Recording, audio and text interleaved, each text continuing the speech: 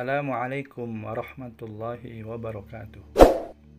Alhamdulillahi salawatullahi ala rasulillah sallallahu alaihi wasallam.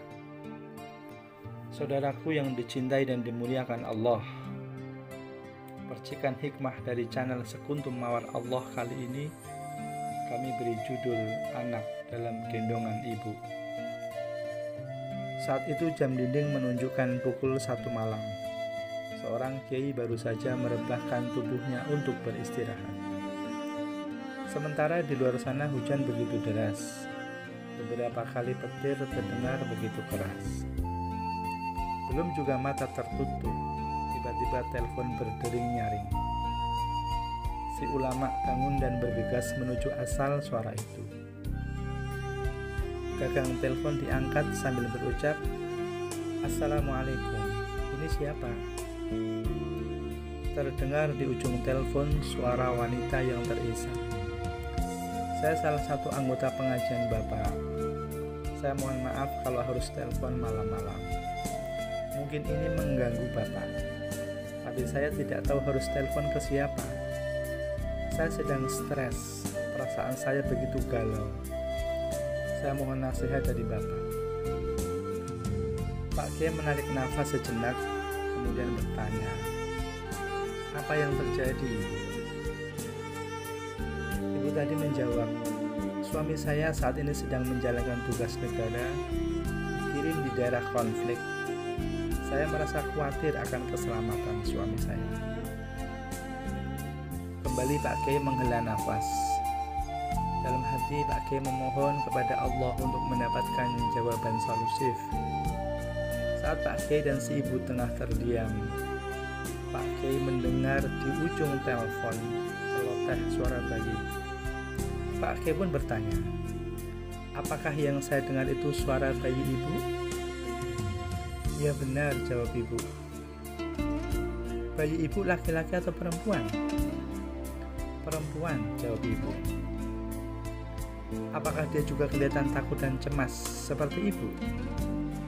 "Tidak," kata ibu, "dia sangat tenang, hanya aku yang cemas dan takut." Pak Kiai bertanya lagi, "Ibu tahu kenapa bayi ibu tidak takut?"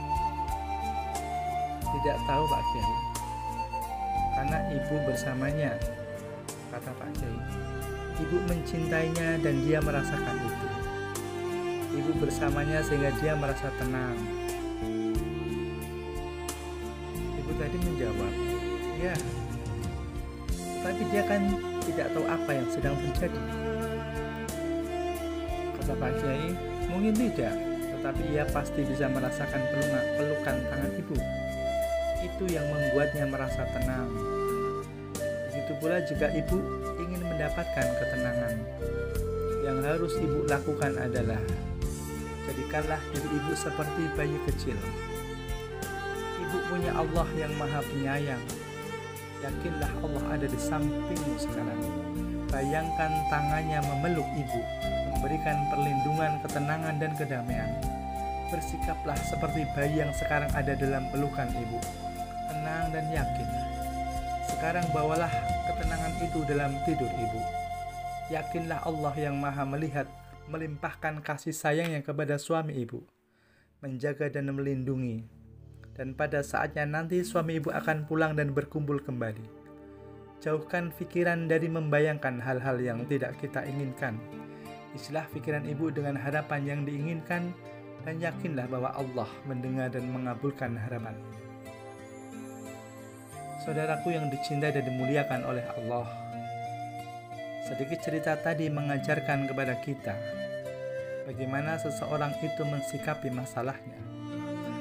Saat sebuah masalah mendatangi kita, maka jangan biarkan masalah itu menguasai pikiran kita, sehingga muncul dalam pikiran ini bayangan-bayangan negatif, yang akibatnya akan membuat perasaan kita menjadi cemas, takut, bingung, stres. Kita perlu menyadari juga bahwa saat masalah itu terjadi, ada zat yang Maha Kasih dan Sayang, senantiasa berada di samping kita. Allah adalah zat yang tidak mungkin membiarkan kita sendiri menghadapi masalah apapun. Dia Maha Baik, Kebaikan Allah pun diberikan kepada orang-orang yang terkadang berbuat tidak baik. Diberikan juga kepada orang-orang yang melupakan kebaikan Allah. Bahkan diberikan juga kepada orang-orang yang menentang Allah. Allah adalah zat yang maha agung, yang pertolongannya tidak pilih kasih. Dia maha kuat, yang pertolongannya tidak ada yang menandingi. Jika tangan Allah sudah bergerak, maka tidak ada satupun pekerjaan atau masalah yang tidak selesai. Yakinilah semua itu dengan sepenuh hati. Hadirkan asmanya, sifatnya, zatnya. Rengkuhlah kasihnya, kelembutannya, cintanya dengan sepenuh hati. Maka panjenengan akan mendapatkan cahaya yang menenangkan hati. Allah sudah berfirman di dalam kitab suci, A'udzubillahi minasyaitonirrajim. Alladzina amanu wa tatma'innu qulubuhum bidzikrillah. Ala bidzikrillah tatma'innul qulub. Itu orang-orang yang beriman dan hati mereka menjadi tentram dengan mengingat Allah. Ingatlah, hanya dengan mengingat Allah hati menjadi tentram. Jika kita sudah banyak menyebut asmanya, namun kita belum merasa tenang karena kita baru membaca zikir, belum berzikir. Berzikirlah akan kasih sayangnya, kekuatannya, keagungannya, dan cintanya. Sungguh Allah pasti mengabulkan jika kita meminta, mengampuni jika kita bertobat, menemui jika kita mengetuk pintunya.